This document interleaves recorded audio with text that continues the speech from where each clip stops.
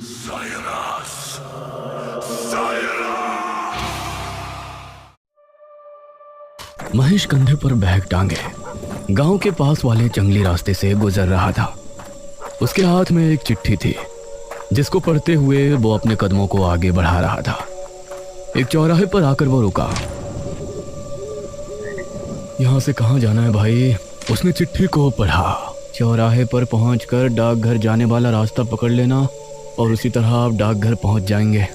वाह, डाकघर वाले रास्ते पर आगे बढ़ना है, लेकिन डाकघर का रास्ता कौन सा है ये तो लिखा ही नहीं। तभी उसने देखा कि एक रास्ते पर एक बोर्ड लगा है जिस पर डाकघर का रास्ता बताया गया है। शुक्र है भगवान का, वो उसी रास्ते पर आगे बढ़ गया। तकरीबन 15 मिनट चलने के बाद उसे जंगल के बीच एक डाकघर नजर आया। लगता है यही है। डाकघर के बाहर एक आदमी खड़ा हुआ था। क्या आप ही नए डाक बाबू हैं? जी हाँ, सही पहचाना। मेरा नाम महेश है। मेरा यहाँ डाक बाबू के लिए पोस्ट किया गया है। ठीक है साहब, ये डाकघर है और मैं आपका शागिर्द राजू। अब आप अंदर जाइए, मैं सुबह आपका नाश्ता ले आऊँगा। अरे ऐसा कैसे हो सकता है? आप मेरे शागिर्द हैं, ये आपकी ड्यूटी है। आप मेरे साथ नहीं रहेंगे तो कौन रहेगा? वो मुझे पता है साहब, लेकिन मैं रात में यहाँ नहीं रुक सकता। चाहे आप मुझे नौकरी से निकलवा दीजिए। हाँ। ये बात सुनकर महेश को बहुत अजीब लगा। ये कहकर राजू वहां से चला गया। कमाल है, मेरा शागिर्द होने के बावजूद मेरी मर्जी के खिलाफ चला गया। चलो कोई बात नहीं, बुजुर्ग आदमी है, क्या ही बोलूं। ये कहकर वो डाकघर के अंदर चला गया। डाकघर अंदर से काफी पुराना लग रहा था, लेकिन उसमें सफाई अच्छे से हुई थी। एक शेल्फ था जिसमें कई किताबें रखी हुई थी और आसपास लगे शेल्फ में फाइल और चिट्ठियां रखी थी। अरे, ऐसा लगता है कि यहाँ कई दिनों से कोई डाक बाबू नहीं आया है। उसने एक किताब निकाली और बिस्तर पर लेटकर पढ़ने लगा। इस तरफ राजू अभी तेज तेज कदमों के साथ आगे बढ़ रहा था।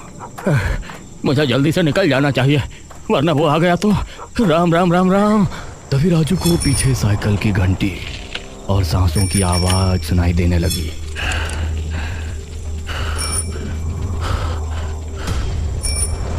इन आवाजों को सुनकर उसका दिल दहल उठा। उसने पलटकर देखा तो उसकी आंखें खौफ से फट पड़ी।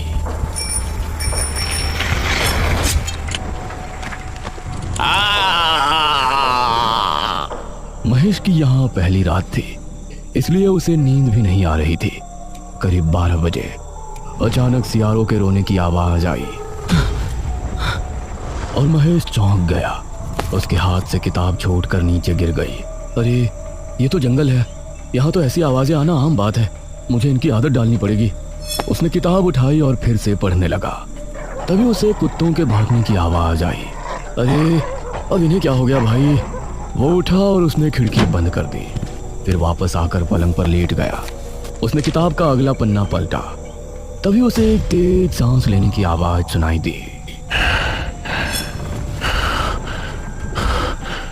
और साइकिल के पेडल के साथ घंटी की आवाज भी सुनाई दी। ये इतनी रात को कौन साइकिल पर घूम रहा है? और ये सांसों की आवाज?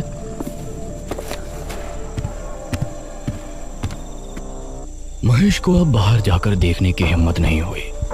जो डर उसने कुछ देर पहले राजू के चेहरे पर देखा था, वो अब अपने दिल में महसूस कर रहा था। वो फिर से बिस्तर पर लेट गया। उसके माथे पर पसीने आ गए, यहाँ तक कि उसने अपने कानों पर हाथ रख लिए, लेकिन वो आवाजें अभी भी उसको सुनाई दे रही थी, जिसकी वजह से उसे पूरी रात में कुछ झपकियां आई, लेकिन नींद पूरी नहीं हुई। सुबह के 6 बजे जब घंटा बजा तो उसकी आंख खुली। हे भगवान, शुक्र है तेरा। उसने खिड़की खोली और आसपास देखा तो सब कुछ ठीक था।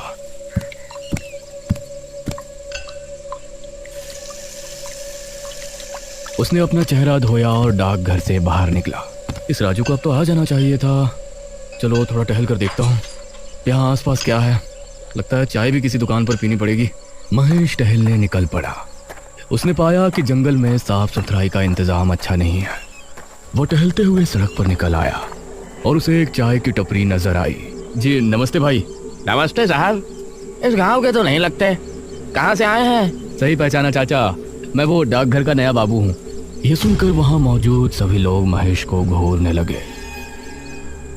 क्या आप उस डाकघर के बाबू हैं? क्या आप रात को वहां रुके थे? ये सुनकर महेश को अजीब लगा। हाँ, अब वहाँ पोस्ट हुआ है तो दिन हो या रात मुझे ठहरना तो पड़ेगा। इसमें इतनी हैरानी वाली कौन सी बात है? अरे नहीं नहीं, कुछ नहीं। आपको कोई परेशानी नहीं है तो ठीक है, वरना हमने तो यही देखा है कि जो भी डाक बाबू आता है वो या तो रात को रुकता नहीं, और रुकता है तो अगले दिन भाग जाता है। चाय वाले की बात सुनकर अब महेश को राजू की बात ध्यान आई। कैसे वो भी वहां रुकने को तैयार नहीं था। चाय वाले ने महेश को चाय का कुल्हड़ थमा दिया, लेकिन महेश उसके चेहरे पर डर के भाव साफ देख पा रहा था।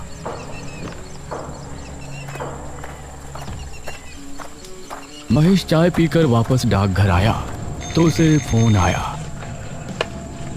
जी महेश बाबू बोल रहा हूँ। डाक बाबू, मैं गांव का मुखिया बोल रहा हूँ। वो असल में आपका शागिर्द आज आपके पास नहीं आएगा। अरे लेकिन क्यों नहीं आएगा मुखिया जी? मैंने तो अभी नाश्ता तक नहीं किया। अरे वो कोई बात नहीं, हम कुछ दिनों में नया शागिर्द आपको दे देंगे। खाने पीने का इंतजाम आपको मैं करवा दूंगा, बस आप कुछ दिन इंतजार कर लीजिए। बड़ी अजीब बात है, कोई पूरी बात बताता ही नहीं। महेश ने फाइल निकाली और अपना काम करने लगा। दोपहर तक उसने रजिस्टर का काम किया और फिर दोपहर से शाम तक चिट्ठियां बांटने गया।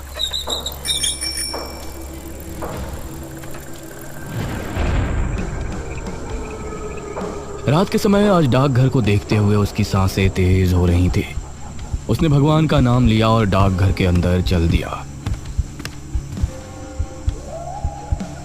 इसी गांव के एक घर में विपुल अपनी पत्नी निराजना के साथ बैठा था। ए जी, मुझे इस बार बम्बई घूमने जाना है। कई साल हो गए आप मुझे कहीं लेकर नहीं गए। अरे मेरी जान, पैसे तो आने दो, मैं तुमको बम्बई क्या विलायत भी ले जाऊंगा। बस बस, बड़े आए विलायत ले जाने वाले। तभी उसके दरवाजे पर किसी ने दस्तक दी। कौन है भाई? बाहर से साइकिल की घंटी की आवाज आई और कोई बोला, डाक बाबू। अरे ये डाकिये रात में भी आने लगे। विपुल उठकर दरवाजे पर गया तो सामने कोई नहीं था। कमाल है, यहाँ तो कोई नहीं है। तभी उसकी नजर जमीन पर पड़ी तो वहां पर एक चिट्ठी पड़ी थी। ये क्या, लगता है कुछ ज्यादा ही जल्दी में था। उसने चिट्ठी उठाई और पढ़ने लगा। विपुल, मुझे पता है कि तुम्हारे घर की हालत इस समय ठीक नहीं है। तुमको पैसों की सख्त ज़रूरत है और तुम पैसों के लिए कुछ भी करने को तैयार रहते हो, यह भी मुझे पता है। अरे कौन है ये जो मेरे बारे में इतना जानता है? तुम्हारे लिए एक काम है। आज रात 1 बजे के समय डाकघर के पीछे वाले बरगद के पेड़ पर चले आना। मैं तुमको वहाँ मिलकर काम समझा दूंगा। सिर्फ 1 दिन का काम है और उसके तुमको पूरे 5,000 रुपये दूंगा। यह पढ़कर विपुल के चेहरे पर मुस्कान छलक आई। क्या हुआ, क्यों मुस्कुरा रहे हो? किसी की लुगाई का खत आया है क्या? अरे नहीं नहीं, एक काम आया है मेरे लिए। उसे कर दिया तो 5,000 रुपये आ जाएंगे एक ही दिन में। अरे लेकिन है कौन जिसने ये भेजा है? अरे तुम आम खाओ, पेड़ मत गिनो। विपुल मुस्कुराया। उसने चिट्ठी को रख दिया और 1 घंटे बाद घर से निकला। उसके चेहरे पर मुस्कान थी, लेकिन दिल में एक सवाल भी था। एक ही दिन में 5,000 मिलने वाले हैं तो जरूर कोई बड़ा काम ही होगा।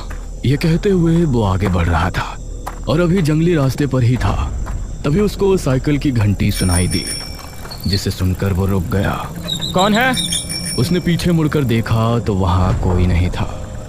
अब वो फिर से आगे बढ़ने लगा, लेकिन बार बार साइकिल की घंटी की आवाज उसे सुनाई दे रही थी।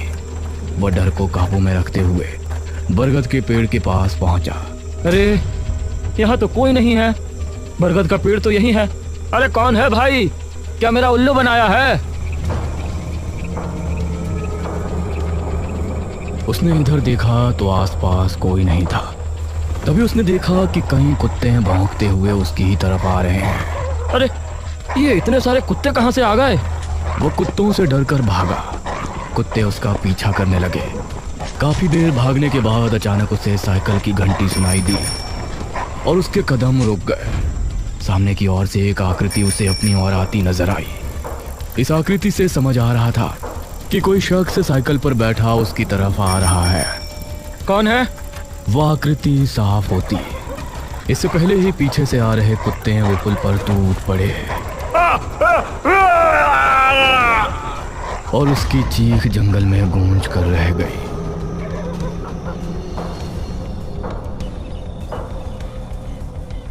सुबह होने पर विपुल की लाश जंगल में पाई गई। उसकी पत्नी उसकी लाश के पास बैठी रो रही थी। कुछ गांव वालों के साथ मुखिया और महेश भी वहां मौजूद थे। ये विपुल इतनी रात में भला यहाँ क्या करने आया था? इन्हें डाक बाबू को चिट्ठी देकर गए थे और ये कह रहे थे कि चिट्ठी लिखने वाले ने यही इन्हें जंगल में बुलाया है। ये सुनकर महेश हैरान रह गया। अरे ये कैसे हो सकता है? मैं तो रात में कहीं कोई चिट्ठी देने नहीं गया। ये सुनकर मुखिया और सभी गांव वाले हैरान रह गए, लेकिन किसी के मुंह से कुछ नहीं निकला। इस घटना को देखकर महेश के मन में कई सवाल उठे, लेकिन जवाब देने वाला कोई नहीं था। वो डाकघर वापस आया और अपने काम में लग गया। अगली रात मुखिया की बेटी नुपुर अपने पतिदेव बलदेव के साथ अपने घर पर बैठी बातें कर रही थी। तभी दरवाजे पर दस्तक हुई। जरा देखो तो जान, कौन है दरवाजे पर? अरे मैं क्यों देखूं? पूरा दिन काम करके थक चुकी हूँ, तुम देखो। अरे इतने बड़े घर में रह रही हो, फिर भी मेरी जरा भी कद्र नहीं है तुमको। अरे वाह, भूल गए, ये बड़ा सा घर तुमको मिला भी है मेरी वजह से। चलो जल्दी से जाओ। उसकी बात सुनकर बलदेव दरवाजे पर पहुंचा तो उसके सामने जमीन पर एक चिट्ठी नजर आई। इतनी रात में भला कौन चिट्ठी देने आया होगा? उसने चिट्ठी को उठाया और पढ़ने लगा। तुम्हारे गुनाहों की सजा तुमको मिलने वाली है। तुमने जिस गुनाह को अंजाम देकर सच छिपा लिया था, अब वो सबके सामने आने वाला है। क्या हुआ जी? आपके चेहरे का रंग कैसे उड़ गया? अरे इस चिट्ठी में लिखा है कि उसने सारी बात नुपुर को बताई। कौन है ये? कहीं से सचमुच कुछ पता तो नहीं? आगे पढ़ता हूँ। मुझे तो बहुत डर लग रहा है। अगर तुम चाहते हो कि तुम्हारा गुनाह अब भी छिपा रहे तो तुम 12 बजे डाकघर के पीछे लगे बरगद के पेड़ पर पहुंच जाओ। मैं वहां तुमको मिलूंगा। बाकी की बातें वहीं होंगी। हमें जाना होगा। ये जो भी है हमें इसको रोकना ही पड़ेगा। अब बलदेव नुपुर को लेकर घर से निकला और बरगद के पेड़ की तरफ रवाना हो गया। उसे कुछ ही दूरी पर डाकघर भी दिखाई दे रहा था। कौन है? क्या कोई मुझे सुन पा रहा है? तभी इन दोनों को साइकिल की घंटी सुनाई दी।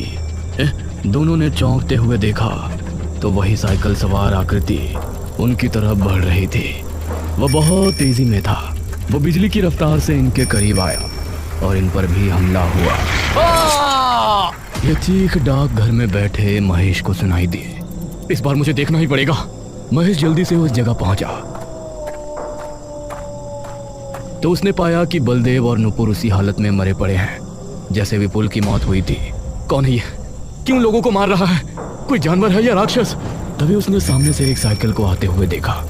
उसे आता देखकर महेश का गला सूख रहा था। जैसे जैसे उसका चेहरा साफ होता गया तो महेश के दिल की धड़कन मानो ट्रेन के इंजन की तरह दौड़ पड़ी। महेश ने आगे कदम बढ़ाया लेकिन उसका पैर एक पत्थर से टकराया। महेश गिर गया और उसके सर पर चोट आने की वजह से बेहोश हो गया।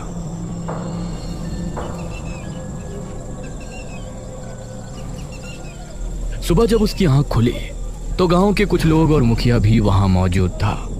मुखिया अपनी बेटी और दामाद की लाश के पास बैठा रो रहा था। आज गांव के लोगों का डर अपनी सीमा के बाहर नजर आ रहा था। ये सब क्या हो रहा है मुखिया जी? अब और 2 मौतें हो गई। मुखिया बस रोए जा रहा था।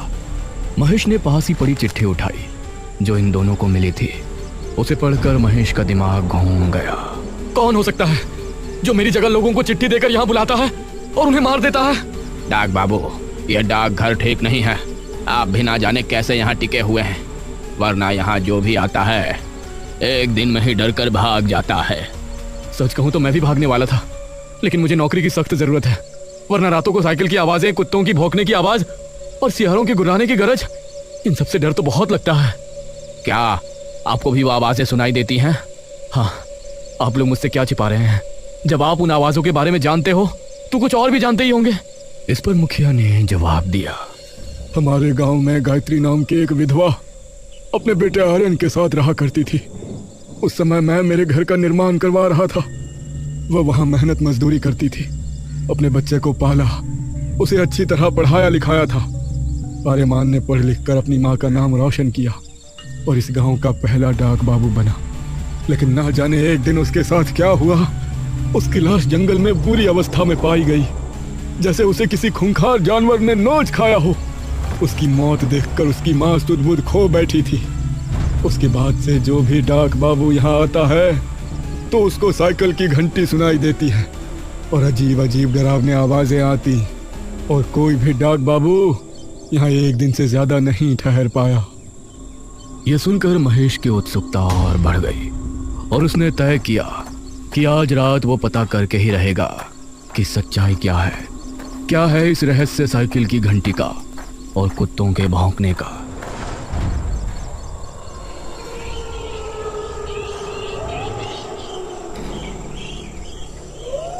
रात होने पर महेश डाकघर के दरवाजे पर खड़ा हो गया।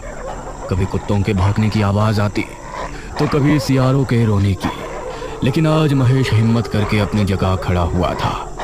ठीक 11 बजे उसे साइकिल की घंटी सुनाई दी तो उसके कान खड़े हो गए।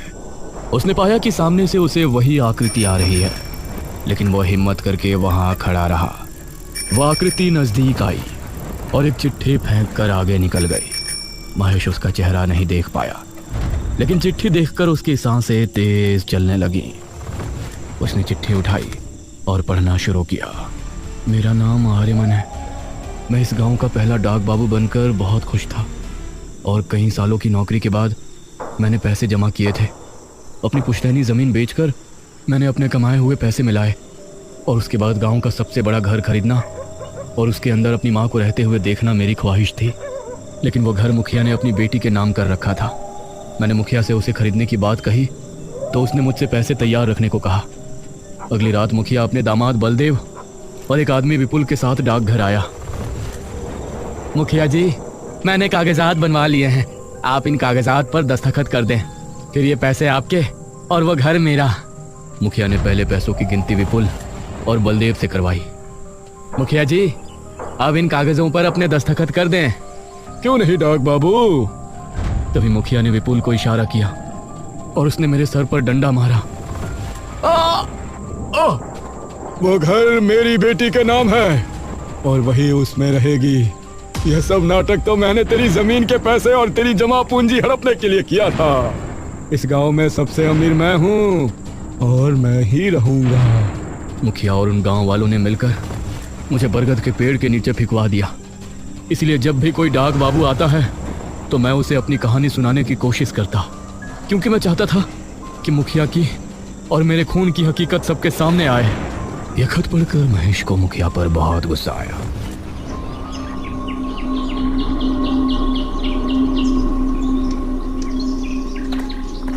वो अगली सुबह मुखिया के घर पहुंचा।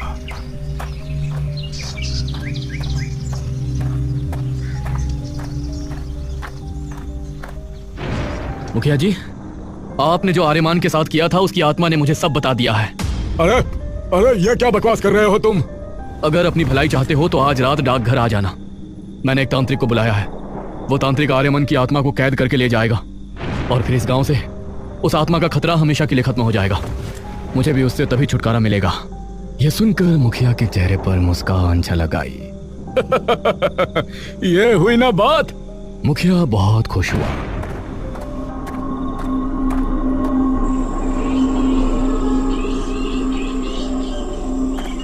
और रात होने पर वो डाकघर पहुंचा।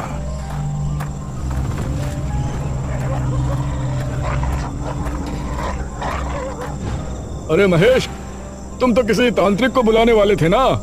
कहाँ है वो तांत्रिक? अब आप आ गए हैं तो वो भी आता ही होगा। उसके इतना कहते ही साइकिल की घंटी की आवाज सुनाई दी। मुखिया के चेहरे का रंग उड़ गया।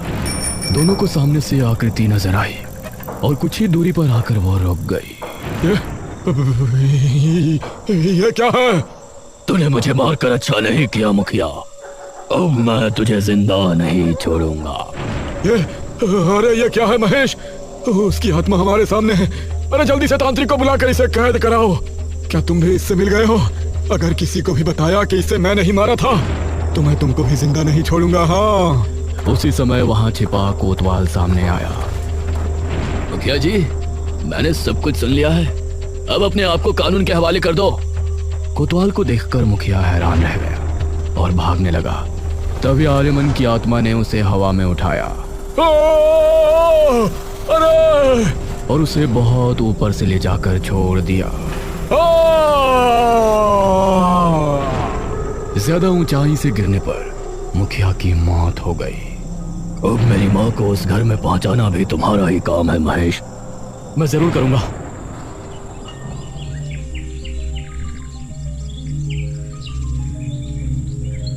मुखिया की जुल्मी कहानी गांव के सामने आई। अब महेश के बयानों को लेने के बाद कोतवाल के जरिए आर्यमन की मां को उस बड़े से घर में रहने की इजाजत मिल गई। उसे अपने बेटे की मौत का गम था, लेकिन उसका सपना पूरा होने की खुशी भी थी। उसके बाद महेश अच्छे से अपने काम में लग गया। अब रात के समय जब भी उसको साइकिल की आवाज सुनाई देती तो वो डरता नहीं, बल्कि समझ जाता कि आर्यमन उसे अपने अंदाज में धन्यवाद कह रहा है, क्योंकि उसी की वजह से उसकी माँ आज बिल्कुल सही जगह अपने घर पर है। मैं सिर्फ कहानी नहीं, अंधेरे की आवाज हूं। डर मेरा अंदाज है, मैं सही राज हूं।